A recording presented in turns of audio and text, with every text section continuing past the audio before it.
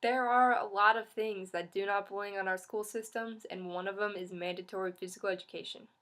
My name is Mallory Hall, and today I want to talk to you guys about why we don't actually need PE in the school system. It is a waste of time, a waste of money, and the misconceptions that defend PE just simply haven't been stated yet. Don't get me wrong, being physical and healthy is extremely essential to life, I know. But I don't think it has a place in our school system, and here's why. Time spent in PE should be spent in the classrooms, focusing on core classes. All that time spent in PE is simply wasted. According to an article written by Grace Chen for the Public School Review, an average of 16 minutes out of 45-minute class period in high school is spent exercising. In Taurus's Journal for the School of Health, it is recommended for high schoolers to spend a minimum of 45 minutes a day exercising.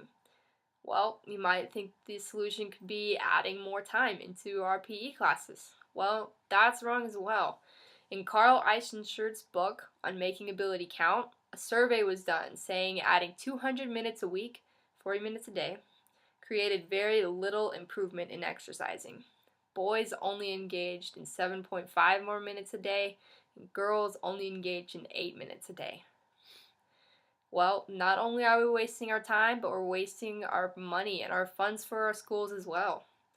In low-income areas, PE funds are almost always the first to go, and that's not going to change.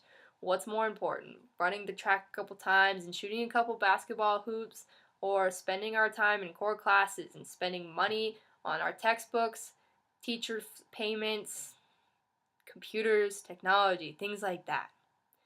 It takes a minimum of $500,000 to start a PE program, let alone keep one going. Most schools just simply don't have that kind of money to spare. Well, not only are we wasting our time and money, we are not even thinking about something that could be false: the total misconceptions that defend PE. Some studies show that having PE increases academic test scores. Well, is that true? There is a study in Kathy Spurgeon's article on physical education in America's public schools, and it states that there are many studies that have shown little or no significant relationship between academic scores and increased PE time. Well, the other thing that has been said about PE, it decreases obesity rates. Also, is that even true?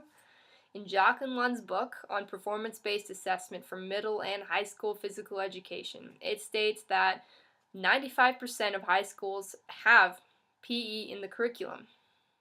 From 1980 to 2006, the number of obesity teens has gone up from 5% to 17%. That's nearly tripled.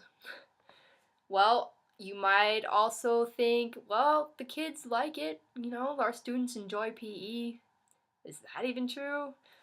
No. In Christine Tucker's article on advantages and disadvantages of mandatory PE for the Global Post, a survey was done, over 37,000 high school students. The majority of them said that PE was a complete waste of time. They don't even want to be there.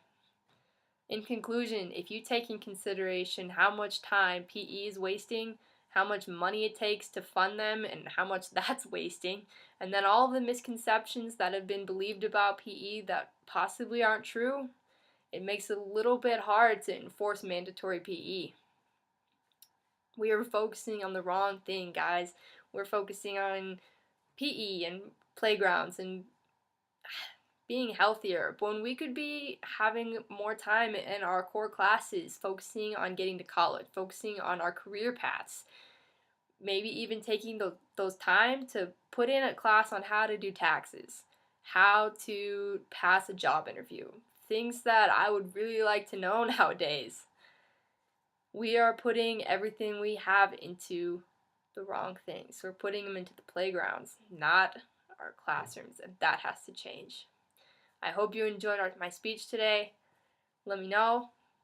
Thank you again.